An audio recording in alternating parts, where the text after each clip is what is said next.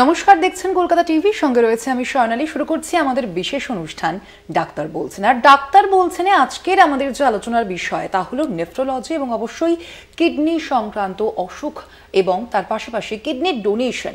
বিভিন্ন বিষয় নিয়ে কিন্তু আমরা আজকের এই আলোচনায় আলোচনা করব আমাদের এই ডাক্তার বলছেনের অনুষ্ঠানে। এবং এই মুহূর্তে আমাদের সঙ্গে স্টুডিওতে রয়েছেন অ্যাপোলো হসপিটাল চেন্নাইয়ের senior consultant nephrologist doctor Ranjani Muthu.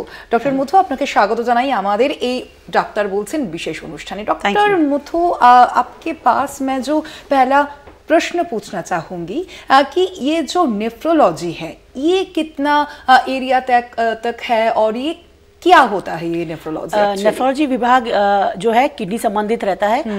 जो किडनी के जो मेडिकल ट्रीटमेंट होता है वो नेफ्रोलॉजिस्ट करते हैं, और जो सर्जिकल संबंधित दिक्कतें होती हैं उनका जो निदान करते हैं वो यूरोलॉजिस्ट करते हैं। तो I am senior consultant nephrologist and transplant physician at Apollo hospital Greams road Chennai, और thank you for inviting me here today. और डॉक्टर मुथु, ये जो किडनी डिजीज़ है ये कैसे हम जान पाएंगे, जान सकते हैं? नॉर्मली एक्चुअली किडनी की दिक्कत जानने में बहुत मुश्किल नहीं है। नॉर्मली अगर किसी पेशेंट को ब्लड प्रेशर है या शुगर है, पैरों में स्वेलिंग आता है या फिर पेशाब संबंधित कोई दिक्कत है, एंड किडनी की समस्या में स्पेशली जो टेस्ट होता है जैसे यूरिया और क्रिएटिन अगर बढ़ा हुआ होता है, ये सम ऑफ द टेस्ट के द्वारा हम लोग पता कर सकते हैं कि किसी पेशेंट को किडनी की समस्या है। और किडनी डोनेशन का क्या मतलब होता है डॉक्टर मुथु? नॉर्मली हमको दो किडनियाँ अवेलेबल होती हैं जो हमारे पीछे की ओर पीठ की तरफ रहती है, रीढ़ की हड्डी के दोनों तरफ, जो एक्चुअली अपना काम निरंतर करती रहती हैं 24 घंटे। तो हमें दो किडनी मिली हैं और दोनों किडनियां काम करती हैं 24 घंटे। बट अगर एक किडनी दे दिया जाए तो भी पॉसिबल है कि हमारी एक किडनी कॉम्पनसेट होके और अपना काम पूरी तरह कर सके और यूरिन को निरंतर बनाती रहती है। तो हमारे लिए एक एक्स्ट्रा है, एक को हम गिफ्ट ऑफ लाइफ की तरह इस्तेमाल कर सकते हैं। इसीलिए ये कॉन्सेप्ट ऑफ डोनेशन जो है अवेलेबल है। আচ্ছা ডক্টর মুথু, আমরা জানি অবশ্যই আমাদের দর্শকরাও কিন্তু এই জিনিস বা এই প্রশ্নটি জিজ্ঞেস করতে চাইবেন বা তাদের মনেও এই প্রশ্নটি আসবে, अगर हम एक किडनी डोनेट कर देते हैं तो एक किडनी जो रहता है उसके साथ लाइफस्टाइल मेंटेन किया जा सकता है? हाँ, ये आपका बहुत अच्छा सवाल है। नॉर्मली जब अगर दो किडनी है तो सबका जो सामान्य सवाल हो सकता है कि हम एक क्यों दें, क्योंकि हमें नेचुरली दो अवेलेबल है। हाँ। तो एक अगर देंगे तो एक हमारा काम हम शायद हमारा किडनी अच्छी तरह नहीं कर पाएंगे। हाँ। तो हो सकता है इमीडिएट में कोई अगर हो सकता है थोड़ा टाइम लगता है, बट अराउंड 3 से 4 हफ्तों में एक कॉम्पनसेटरी फिनोमेना होता है जो एक किडनी जब रह जाती है तो अपना फुल पोटेंशियल वो दिखा सकती है, और एक किडनी से भी लोग पैदा होते हैं। तो इसीलिए एक किडनी हमारे लिए पर्याप्त है अपना सब काम करने के लिए। कोई रिस्क है? किडनी डोनेशन के बाद रिस्क जो है माइल्डली जो है थोड़ा ब्लड प्रेशर का ध्यान रखना पड़ता है, और नॉर्मली हम लोग डोनेशन के बाद कोई दवाइयाँ नहीं बोलते हैं। बट आपको एक एडवाइस मिलता है कि थोड़ा प्लांट बेस्ड प्रोडक्ट खाएं, स्पेशली द प्रोटीन, क्योंकि प्रोटीन जो है किडनी के द्वारा ही बाहर होती है, और जितना हम किडनी को कम लोड दें, बिकॉज एक ही किडनी है तो इसलिए हम अगर किडनी को कम लोड देंगे प्रोटीन का तो एटलीस्ट उसको थोड़ा सा उस पर जोर नहीं पड़ेगा और वो अपना काम लंबे समय तक किसी दिक्कत के बिना कर पाएगी।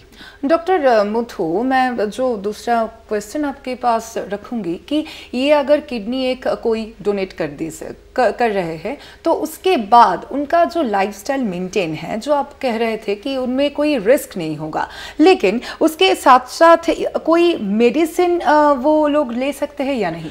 नॉर्मली अगर कोई व्यक्ति डोनेट करता है तो इसका मतलब है कि वो मेडिकली फिजिकली फिट है और वो फिटनेस के बाद ही उसने डोनेट किया होगा।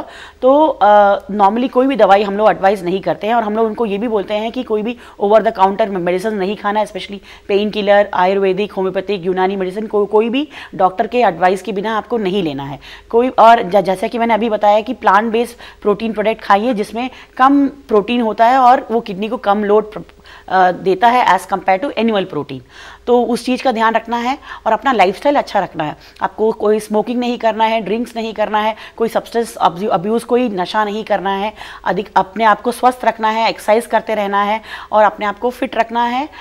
तो लंबे समय तक आप अच्छे रहेंगे किडनी देने के बावजूद भी। डॉक्टर मुथु, अगर किसी को डायबिटीज और हाइपरटेंशन और किडनी डिजीज होगा तो वो कैसे मैनेज करेंगे ये स्थिति में? मतलब अगर डोनेशन के बाद कभी भी किसी को कोई दिक्कत हो सकती है, लॉन्ग टर्म अगर उनकी फैमिली हिस्ट्री रही है और डोनेशन के टाइम पे हो सकता है उनको ब्लड प्रेशर या शुगर ना रहा हो, बट हो सकता है कि समय के साथ बिकॉज उनका जेनेटिक बैकग्राउंड है या फैमिली हिस्ट्री होने की वजह से हो सकता है उनको आने वाले समय में, या फिर अपने लाइफस्टाइल को अगर वो नहीं संभाल पाते हैं तो हो सकता है ओबेसिटी हो या उसके चलते ब्लड प्रेशर या फिर डायबिटीज़ की समस्या आने वाले समय में हो सकती है।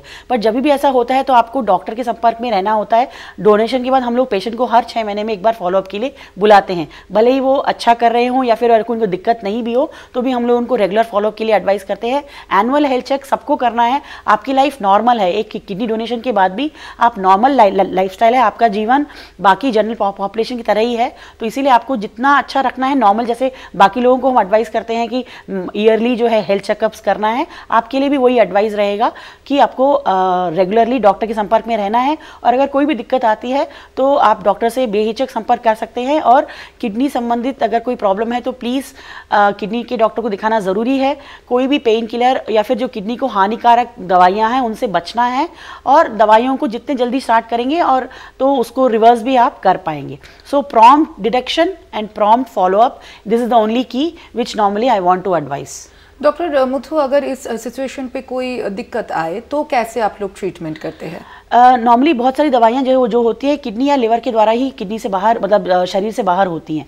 तो स्पेशली डोनेशन के बाद हमें अगर पता है एक ही किडनी है तो हम लोग और थोड़ा सचेत हो जाते हैं, और पेशेंट्स को जो किडनी सेफ दवाइयाँ हैं, किडनी सेफ जो डायबिटिक की दवाइयाँ हैं या फिर किडनी सेफ जो ब्लड प्रेशर की दवाइयाँ हैं या फिर कोई इन्फेक्शन होने पर किडनी सेफ एंटीबायोटिक्स ही हम लोग उनको एडवाइस करते हैं। तो इसीलिए डोनेशन के बाद नॉर्मली उनका लाइफ नॉर्मल होने के बावजूद भी वो एडवाइस हम लोग यही करते हैं एक नेफ्रोलॉजिस्ट के पीछे ही रहे, वो उनको कोई इन्फेक्शन भी हो तो वो नॉर्मली नेफ्रोलॉजिस्ट के पास ही फॉलोअप करते हैं। ऐसा नहीं है कि वो फिजिशियन को नहीं दिखा सकते हैं, बट उनको हमेशा बता देना चाहिए कि मेरा किडनी एक ही है और मुझे कोई सेफ दवाई ही प्रोवाइड की जाए। तो हम लोग यही एक एडवाइस देते हैं कि ऑलवेज आप डॉक्टर को पहले बता दें कि आपके पास एक किडनी है और आपके साथ कैसा डील होना चाहिए। डॉक्टर मुथु, आपने इन्फेक्शंस की बात किया। हम जानते हैं कि preventions are always better than cure. तो कैसे ये प्रिवेंट कर सकते हैं हम? नॉर्मली मैं जितना रिलेटेड यही करूँगी कि जितना हो सके इन्फेक्शन से बचाव के लिए हेल्दी डाइट इंपॉर्टेंट है, लाइफस्टाइल इंपॉर्टेंट है, और समय के अनुसार या फिर नेचर के अनुसार डिहाइड्रेशन, जैसे गर्मियों के मौसम में डिहाइड्रेशन इंपॉर्टेंट है कि अवॉइड किया जाए। रिस्क ऑफ इन्फेक्शन जैसे यूटीआई काफ़ी कॉमन होता है, यूरिनरी ट्रैक्ट इन्फेक्शन, उससे बचाव के लिए आपको जो भी प्रिकॉशंस लेने हैं, अच्छा सा पानी पीना है, इसका ध्यान रखें। और भीड़ भाड़ वाले इलाकों में थोड़ा जाना थोड़ा अवॉइड कर सकते हैं जितना हो सके, जैसे गर्मी में बहुत ज़्यादा बाहर ना जाएँ। कोई भी जो चीज़ें हैं देख के खाएं, जो हेल्दी फूड खाएं, और कंटामिनेशन से बचाव रखें, जैसे पतला पैखाना अगर कुछ भी होता है तो उसके लिए जो भी एडिक्वेट डिहाइड्रेशन को अवॉइड करते हुए डॉक्टर के पास जल्दी पहुंचे और अपने आप को हाइड्रेट रखें। तो this are some of the precaution. उसके बावजूद भी अगर इन्फेक्शन होता है तो ऑब्वियसली जल्दी उसको जाके उसको निदान करने के लिए उनको हॉस्पिटल पहुँचना चाहिए। अच्छा डॉक्टर मुथु, अगर कोई प्री डायबिटिक है तो वो लोग क्या डोनेट कर सकते हैं किडनी? प्री डायबिटिक का मतलब है कि हो सकता है कि उनका जो इम्पेयर्ड फास्टिंग ग्लूकोज हो 100 से ऊपर हो, बट 126 से कम हो मिलीग्राम परसेंटेज आपका फास्टिंग, और उसका ये भी मतलब हो सकता है कि आपका फास्टिंग ठीक हो बट आपका पोस्ट पैंडियल 150 से ऊपर हो बट 200 से कम हो। तो क्योंकि हम लोग नॉर्मली बोलते हैं डायबिटिक के लिए फास्टिंग जो होता है 126 से ऊपर होना चाहिए और पोस्ट पैंडियल जो होना चाहिए 200 से ऊपर होना चाहिए। तो अगर आपका सिर्फ या फिर फास्टिंग अब नॉर्मल है या फिर आपका इम्पेयर्ड जैसे खाने के बाद वाला जो इम्पेयर्ड ग्लूकोज टॉलरेंस बोलते हैं, अगर वो चीज़ अब नॉर्मल है तो भी आप प्री डायबिटिक के रेंज में आते हैं। नॉर्मली टू बी स्ट्रिक्टली हम लोग डायबिटिक पेशेंट्स को जो नॉर्मली प्रीफर नहीं करते हैं डोनेशन के लिए, बट जैसे जिनको प्री डायबिटिक है बट उनका अगर एज अगर थोड़ा एल्डरली है या फिर 50 के ऊपर उनको डायबिटिक या प्री डायबिटिक हुआ है तो हम लोग कंसिडर कर सकते हैं, क्योंकि हम लोग ये सोचते हैं कि उनका जो ड्यूरेशन ऑफ डायबिटीज है वो अभी शुरू हुआ है जब डोनेशन कर रहे हैं, तो उनका किडनी जो है इफेक्ट नहीं हुआ होगा तो किडनी डोनेट करने के लिए वो सेफ हैं। बट जहाँ तक उनका लाइफ डिपेंड करता है, उनका एक ही किडनी रह जाएगा और ऑलमोस्ट 10 से 15 साल के बाद ही हम लोग एक्सपेक्ट करेंगे कि उनकी किडनी की दिक्कत होगी। सो बाय द टाइम एक्चुअली उनका ऑलरेडी एज 60, 65 या 70 होगा, तब अपने वो चीज़ों को बिना डायलिसिस तक पहुँचे वो मैनेज कर पाएंगे। क्योंकि अभी हमारे पास जो ऑर्गन डोनेशन की रिक्वायरमेंट और जो डायलिसिस पेशेंट जिनको डोनेशन की जिनको ट्रांसप्लांट की रिक्वायरमेंट है, काफ़ी मिसमैच है। तो इसीलिए पहले जैसे बहुत स्ट्रिक्ट गाइडलाइंस थे कि हमको डायबिटिक और प्री डायबिटिक को नहीं लेना है, बट आजकल हमको ये नीड के हिसाब से डिमांड को पूरा करते हुए जब फैमिली में कोई और डोनर अवेलेबल नहीं है तो हम लोग एल्डरली पर्सन जो प्री डायबिटिक हैं बट अदरवाइज स्टेबल है, हट्टे कट्टे हैं, उनको हम लोग ट्रांसप्लांट के लिए अग्री होते हैं और उनको डोनेशन के लिए हम ले सकते हैं अगर बाकी टेस्ट उनके नॉर्मल हुए तो प्री डायबिटिक यस पॉसिबल है अभी है कि हम लोग डोनेशन के लिए ले। डॉक्टर मुथु, किडनी डोनेशन के लिए ब्लड ग्रुप्स वो कितना इंपॉर्टेंट होता है? ये बहुत अच्छा क्वेश्चन है आपका। ब्लड ग्रुप कंपैटिबिलिटी एक इम्पॉर्टेंट क्राइटेरिया है जो हमारे ट्रांसप्लांट के लिए बहुत इंपॉर्टेंट है। तो ब्लड ग्रुप जो है ओ अगर ग्रुप है तो वो यूनिवर्सल डोनर होता है, वो किसी को भी ब्लड या ऑर्गन डोनेट कर सकते हैं। जो ए बी ग्रुप होता है वो यूनिवर्सल रिसिपिएंट होते हैं, मतलब वो किसी से भी ब्लड और या ऑर्गन प्राप्त कर सकते हैं। और जो आपका ए ग्रुप है वो ए ग्रुप को दे सकता है या ओ ग्रुप को दे सकता है, और जो अगर बी है वो बी को दे सकता है या ओ को दे सकता है। तो ये हमारे ये जानना बहुत इंपॉर्टेंट है कि किसी पेशेंट का ग्रुप क्या है ताकि उसका हम लोग डोनर तैयार कर सके और प्लान कर सकते हैं। तो इम्पॉर्टेंट है कि ब्लड ग्रुप का मैच होना ट्रांसप्लांट के पहले बहुत ज़रूरी है। बट कभी कभी हमको मिलता है कि फैमिली में कोई भी ग्रुप जो है अवेलेबल नहीं होता है, तब हमारे पास एक ऑप्शन होता है जिसको ABO इनकम्पैटिबल ट्रांसप्लांट भी बोलते हैं, जहाँ पे ब्लड ग्रुप मैच नहीं करता है। तो हम क्या करते हैं कि हम डोनर का अगर वो मिसमैच को दूर करने के लिए हम लोग रिसिपिएंट जिसका ट्रांसप्लांट होने वाला होता है उसको हम लोग स्पेशलाइज्ड ट्रीटमेंट देते हैं ताकि वो इनकम्पैटिबल ब्लड ग्रुप डोनर को एक्सेप्ट कर सके। So this is possible. अगर आपका ग्रुप मैच नहीं भी होता है तो आपके मेंबर जो है आ सकते हैं, तो हम लोग ब्लड ग्रुप को कंपैटिबल करने के लिए दवाइयाँ दे देते हैं, स्पेशलाइज्ड ट्रीटमेंट होता है और उसका थोड़ा कॉस्ट बस थोड़ा सा अधिक होता है, बट आउटकम्स के हिसाब से ABO इनकम्पैटिबल और ABO इनकम्पैटिबल दोनों जो हैं सामान्य हैं, दोनों में आउटकम्स अच्छे हैं। Doctor Muthu, after kidney donation कोई कॉन्सेप्ट कर सकते हैं? हाँ, क्यों नहीं, बट इसका जो आंसर है यस ज़रूर है, बट उसके लिए थोड़ा सा ध्यान। आइडियल सिचुएशंस में हम नहीं चाहेंगे कि कोई व्यक्ति जो है अपनी फैमिली ना अगर ख़त्म नहीं किया हो तो वो डोनेट करे। स्पेशली अगर कोई यंग लेडी है, हम चाहेंगे कि वो अपनी फैमिली ख़त्म कर ले और उनके एटलीस्ट अगर 1 या 2 बच्चे जो भी चाहते हैं वो अगर ख़त्म करने के बाद ही वो डोनेशन पे आए। बट अगर ऐसा सिचुएशन अवेलेबल नहीं है और that person is only donor available for the family, than वो प्रोसीड कर सकते हैं। डोनेशन के बाद हम लोग बस एडवाइस करते हैं कि एटलीस्ट एक 6 महीना टाइम दीजिए अपनी सिंगल किडनी को रिक्यूपरेट करने के लिए ताकि वो मजबूत हो सके और जो प्रेगनेंसी को टॉलरेट कर सकते। बिकॉज प्रेगनेंसी एक स्पेशलाइज सिचुएशन है जहाँ पे ना कि लेडी अपना यूरिन पास करती है बट ऑल्सो जो होने वाले बच्चे को जब पेट में रखती है उसका यूरिन भी पास उसी को करना पड़ता है। तो ये बहुत इंपॉर्टेंट है कि किडनी जो है वो लेडी का अच्छा काम करे। तो नॉर्मली डोनेशन के बाद एक 6 मंथ्स का टाइम देने से अच्छा है प्रेगनेंसी को प्लान करने के लिए। डॉक्टर मुथु, इस सिचुएशन में प्रॉब्लम्स क्या आ सकता है प्रेगनेंसी के टाइम पे? नॉर्मली अगर जैसे मैंने कहा कि अगर किडनी इज़ नॉट और इफेक्टिवली फंक्शनिंग या फिर डोनेशन हुआ है उसके बाद किडनी मतलब जल्दी ही प्रेगनेंसी प्लान करे तो हो सकता है कि किडनी पे जोर ज़्यादा पड़े और बच्चे पे भी इफेक्ट कर सकता है कि उसका प्रीटर्म डिलीवरी हो, बच्चे का वेट थोड़ा कम हो या मदर को भी ब्लड प्रेशर की शिकायत हो सकती है। जैसे कंडीशन कॉल्ड एज प्री एक्लैम्सिया और प्री मैच्योरिटी और प्रीटर्म लेबर, मतलब समय से पहले ही प्रेगनेंसी हो जाना और बच्चे का मतलब वेट में कम होना, ये कुछ कॉम्प्लिकेशन आ सकते हैं। बट ये सबको नहीं होता, तो इसीलिए इससे डरना नहीं है और तो इसीलिए इसको टैबू भी नहीं बनाना है कि हमें कंसीव करने में दिक्कत होगा तो उसे हमें डोनेट नहीं करना है। बेस्ट सिनेरियो में नहीं करना है, बट अगर आपके पास ऑप्शन नहीं है, आप डोनर बनना चाहते हो तो प्लीज़ अपने डॉक्टर से बात कीजिए और अपने नेफ्रोलॉजिस्ट से पूरे डाउट्स क्लियर करवाइए and then confidently go ahead with donation. Doctor Muthu, अगर किसी को कैंसर हुआ और वो अभी ठीक है, मतलब पूरा ही क्योर्ड है, तो वो क्या डोनेट कर सकते हैं किडनी? हाँ, नॉर्मली इंपॉर्टेंट है कि किडनी का कोई कैंसर नहीं होना चाहिए बिकॉज वही ऑर्गन जो डोनेट होने वाला है उस पर कोई कैंसर नहीं होना चाहिए।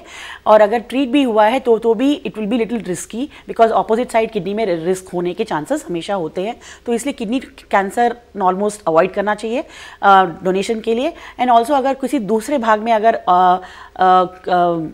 कैंसर था और अगर उसका निदान हुआ है, ट्रीटमेंट मिला है, बट ये चीज़ देख लेना चाहिए कि डोनेशन के पहले आपके ऑन्कोलॉजिस्ट से आपको बात करना है और आपको नेफ्रोलॉजिस्ट से एग्जामिन करवाना है कि मेडिकली आप फिट हैं कि नहीं, एंड देन कोई ड्यूरेशन आपको वेट करना है। मल्टीपल टेस्ट की रिक्वायरमेंट होती है ताकि जाने कि आपके शरीर में किसी और अंग में किसी कैंसर का कोई इफेक्ट तो नहीं है और आपको कोई दवाई तो नहीं चल रही, बिकॉज आपको जो दवाई अगर चल रही है तो वो किडनी के द्वारा या फिर लिवर के द्वारा ही बाहर जाएगी। तो ये सब टेस्ट होने के बाद, और अगर आपका नेफ्रोलॉजिस्ट अग्री करता है, आपका ऑन्कोलॉजिस्ट अग्री करता है, तो yes you can go ahead with donation.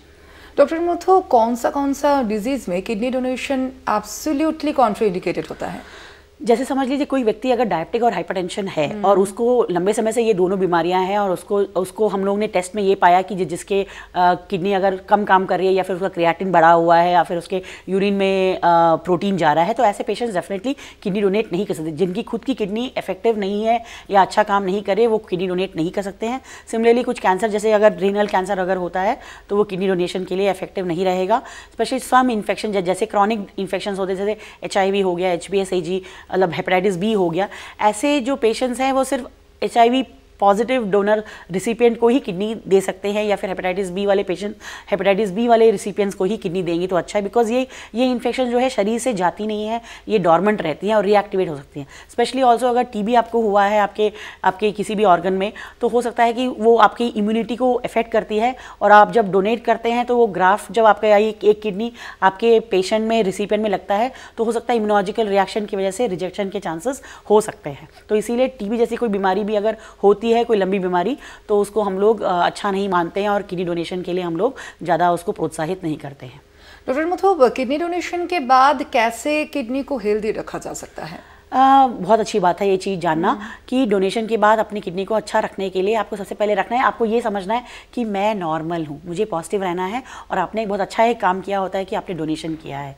तो अपने आप को हेल्दी रखने के लिए हेल्दी लाइफस्टाइल अपनाएं, अच्छा करेक्टली खाएं, अपना BMI मेंटेन करें, दैट इज़ द हाइट और वेट का जो एक रेशियो के साथ एक कैलकुलेशन होता है जिसको हम लोग बॉडी मास इंडेक्स कहते हैं, उसको अपने रेंज में रखना है। ओबेसिटी से बचना है, हेल्दी डाइट खाना, specially plant based protein diet को अपनाएं, अच्छा एक्सरसाइज करें और पानी अच्छा पिएं, डिहाइड्रेशन नहीं होना चाहिए, and over the counter medications नहीं खाना है, डॉक्टर के बिना पूछे कोई भी दवाई नहीं खाएं तो अच्छा है, स्पेशली पेन किलर्स या एंटीबायोटिक्स या फिर अल्कोहल, स्मोकिंग, कोई भी नशा नहीं करना है। तो ये कुछ चीज़ें आप फॉलो करेंगे तो आप just like that any other person के साथ के सामान्य ही है, और आपको डॉक्टर को फॉलो एटलीस्ट हर 6 मंथ्स में एक बार आप जनरल चेकअप करा सकते हैं, और हर एनुअल आपको हेल्थ चेकअप करना चाहिए। It's always good. Doctor Muthu, kidney donation के बाद कोई जिम और योगा कर सकते हैं? हाँ, क्यों नहीं, मतलब जितना टॉलरेबल है। मतलब initially immediate post operative period में नॉर्मली आपका अगर ओपन नेफ्रेक्टमी हुआ है या लैप्रोस्कोपिकली हो, उसके हिसाब से आपको ड्यूरेशन लगता है रिकवर करने में, बट मोटा मोटी आपका 3 to 4 वीक्स या 6 to 8 वीक्स तक आपका फुल रिकवरी हो जाता है। अपना सामान्य सब काम आप कर सकते हैं, you can get back to your work, yoga, exercise जो भी आप करते हैं आपके नॉर्मल लाइफस्टाइल के लिए, आप उसको वापस से कर सकते हैं। नॉर्मली लोगों को लगता है कि मैं सेक्सुअली एक्टिव रहूँगा कि नहीं, ये भी एक क्वेश्चन होता है, बट ऐसा कुछ भी नहीं होता है। अपना सब काम नॉर्मली कर सकते हैं, and you are just like any other normal person who has done a beautiful job of giving a life to another person by donating their kidney. Recover करने में कितना टाइम लगता है डॉक्टर मुथु? नॉर्मली अगर जैसे लैप्रोस्कोपिकली प्रोसीजर होता है तो डेफिनेटली रिकवरी काफ़ी जल्दी होती है। हम लोग 3 से 5 दिन में पेशेंट को डिस्चार्ज कर देते हैं और विद इन वीक्स टाइम वो अपना normal day to day activities कर सकता है, एंड 3 to 4 वीक्स में he can get back to a very active healthy physically active life. But अगर ओपन नेफ्रेक्टमी हुआ है तो उसके हिसाब से उसको ऑलमोस्ट 10 दिन लगता है छुट्टी होने में, और उसके बाद एक्चुअली 6 to 8 वीक्स में फुल रिकवरी आ जाती है, and then again he can also get back to a normal lifestyle. और डॉक्टर मुथु, किस किस टाइप का सर्जरी होता है इसमें? जैसे नॉर्मली तीन प्रकार का होता है, एक ओपन नेफ्रेक्टमी होता है, एक लैप्रोस्कोपिकली होता है, एक रोबोटिक भी होता है। तो नॉर्मली जो आजकल बहुत कॉमनली डन है, very almost every other hospital does the same thing, is a laparoscopic one. कभी कभी बहुत रेयरली अगर ऐसा लगता है कि आर्टरीज बहुत ज़्यादा है, उसको निकालने में दिक्कत हो रहा है, बहुत जल्दी हमें निकालने की ज़रूरत होती है, बिकॉज किडनी जब उसको क्लैंपिंग के बाद आपको निकाल के उसको हार्वेस्ट करते हैं तो उसको कम से कम टाइम में आइस पैक में रख के उसको फिर रिसिपिएंट तक पहुँचाना होता है, और हमारा उसको हम लोग वार्म इस्कीमिया टाइम कहते हैं, तो जितना वार्म इस्कीमिया टाइम कम होगा उतना अच्छा रहता है। तो कभी कभी कुछ सर्कमस्टेंसेस में हमें लैप्रोस्कोपी को ओपन में कन्वर्ट करना होता है, तो वो एक प्रोसीजर होता है। रोबोटिक भी होता है, बट रोबोटिक होता है क्योंकि उसमें थोड़ा टाइम लग सकता है, तो इसीलिए लैप्रोस्कोपी की ही हम लोग उसको एडवांटेजेस मानते हैं, और फिर कॉस्ट इफेक्टिव भी होता है। तो रोबोटिक ऑल्सो थोड़ा सा फिर कॉस्ट थोड़ा सा उसमें बढ़ जाता है, तो इसलिए लैप्रोस्कोपी का चलन काफ़ी कॉमन है, and that is the most commonly done. Doctor Muthu, इन तीनों सर्जरी में आप लोग क्या प्रेफर करते हैं? हम लोग जो नॉर्मली होता है, जो हम लोग सर्जन पे ही ये चीज़ छोड़ते हैं, बट हम लोग जैसे प्लान करते हैं तो laparoscopy is the most common thing जो आसानी से हो जाता है। एंड देन जैसे हम लोग ओटी में उनको लगता है कि नहीं कोई चीज़ है कि हमें टाइम सेव करना है, या फिर कोई अनड्यू ब्लीडिंग का टाइम लगता है, तो टाइम सेव करने के लिए ऑब्वियसली कभी कभी हमें कन्वर्ट करने के लिए ओपन में वो कन्वर्ट कर सकते हैं। आफ्टर किडनी डोनेशन जो पेशेंट्स होता है वो आप लोगों के पास जब आते हैं, उन लोगों में क्या क्या दिक्कत और प्रॉब्लम्स दिखाई देता है? नॉर्मली इमीडिएट में वो नॉर्मली पेन के लिए बोलते हैं, एंड या फिर बिकॉज एक किडनी निकलने के बाद उनको जैसे जो लंग्स के नीचे ही किडनी होती है, तो लेफ्ट साइड में जब किडनी निकल जाती है तो कभी कभी किडनी मतलब लंग्स के नीचे थोड़ा पानी जमा होने का रिस्क होता है। तो कभी कभी हम लोग को कभी कभी सांस की दिक्कत के लिए, कभी कभी पेशेंट बहुत रेयरली, तो हम लोग ऑलरेडी उनको लंग्स को एक्सपैंड करने के लिए कुछ एक्सरसाइज बताते हैं, इंसेंटिव स्पायरोमेट्री का यूज़ कराते हैं ताकि वो अच्छे से एक्सपैंड हो। एंड देन जो नीचे जो क्या बोलते हैं एटेलेक्टेसिस बोलते हैं, जिसको जो मतलब कोलैप्स हो जाती हैं लंग्स, उसको हम लोग अवॉइड करना चाहेंगे। प्लस ऑल्सो पेन कभी कभी रहता है जो लंबे समय तक नहीं रहना चाहिए, बट कभी कुछ पेशेंट्स में जैसे नर्व्स कट जाने के बाद कभी कभी वो फैंटम पेन या फिर पेन लंबे समय तक कभी कभी रह सकता है। ब्लीडिंग के चांसेस बहुत रेयर होते हैं। Immediate surgical complications are pretty rare, आजकल तो मतलब ऑलमोस्ट ना के बराबर होता है। एंड और हम लोग कोई ड्रेन वेन भी नहीं रखते हैं, तो आराम से 3 से 4 दिन में पेशेंट छुट्टी हो जाता है। लॉन्ग टर्म जब हम लोग को फॉलो करना रहता है, किडनी फंक्शन थोड़ा सा नॉर्मल रहे, बिकॉज एक किडनी निकलने के बाद जो तुरंत से जो लोड है एक किडनी पे आ जाता है, तो थोड़ा सा क्रिएटिन बढ़ने का डर रहता है, but automatically with in a months time वो अपने आप में रिवर्ट होके एक स्टेबल क्रिएटिन में परिवर्तित हो जाती है। प्लस ऑल्सो कभी कभी माइल्डली हाइपरटेंशन होने का रिस्क रहता है, और बहुत रेयरली उसको फॉलो करने की ज़रूरत होती है कि पेशाब में कोई प्रोटीन ना जाए। तो यही 2-3 चीज़ें हम लोग को ध्यान रखने की आवश्यकता है। ডক্টর মুথু, আমাদের এই আজকের এই আলোচনায় মনে হয় সবথেকে যে গুরুত্বপূর্ণ একটা প্রশ্ন, আমাদের দর্শকরা যারা দেখছেন এই আজকের অনুষ্ঠান, তারা নিশ্চয়ই জানতে চাইবেন যে किडनी डोनेशंस में लीगल एस्पेक्ट्स क्या क्या होता है? हाँ, ये बहुत इंपॉर्टेंट चीज़ है, बिकॉज एक डोनेशन में एक बहुत सारा टीम इन्वॉल्व होता है। रिसिपिएंट के साथ एक टीम होता है, डोनर के साथ एक टीम होता है, और एक जो अथॉरिटी होता है, जो लीगल अथॉरिटी होता है, वो कभी कभी इन हॉस्पिटल होता है, और कभी कभी अभी सेंट्रल अथॉरिटी की भी ज़रूरत होती है, जो होटा एक्ट, जो human of organ transplantation act को फॉलो करते हुए करना पड़ता है। तो नॉर्मली एक डोनेशन के लिए मेडिकली फिट होना चाहिए, साइकेट्रिकली फिट होना चाहिए, मेंटली मतलब हेल्दी होना चाहिए, और कोई फोर्स नहीं होना चाहिए उसको किडनी देने के लिए।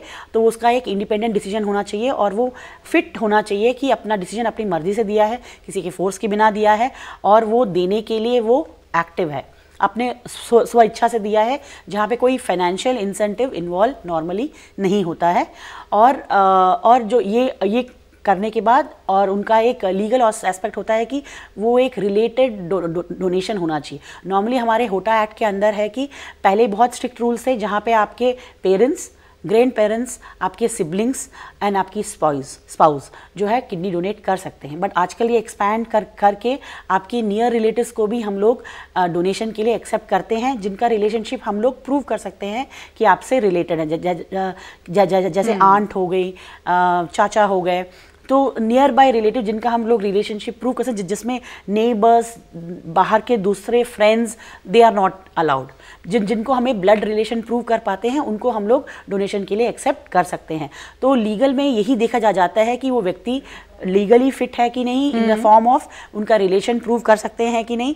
एंड ऑल्सो कुछ इम्यूनोलॉजिकल टेस्ट होते हैं, जैसे कि क्रॉस मैच हमें करना पड़ता है, HLA टाइपिंग होता है, जो HLA typing is not must, but definitely आपके रिलेशनशिप को प्रूव करने के लिए हमको HLA टाइपिंग भी करना पड़ता है, टेस्ट भी करना पड़ता है। डॉक्टर মুথু, থ্যাংক ইউ আপনাকে আমাদের এই আজকের আলোচনায় উপস্থিত থাকার জন্য। এবং অবশ্যই আপনারাও নিশ্চয়ই বুঝতে পারছেন যে কিডনি ডোনেশনের জন্য অবশ্যই লিগ্যাল অ্যাসপেক্টস তো জরুরি নিশ্চয়ই, তার পাশাপাশি একই সঙ্গে কিন্তু আপনারা ডাক্তারদের সঙ্গে অর্থাৎ চিকিৎসকদের সঙ্গে অবশ্যই পরামর্শ করুন। আজকের আমাদের আলোচনা এ পর্যন্তই। দেখতে থাকুন কলকাতা টিভি, রাত দিন 7 দিন।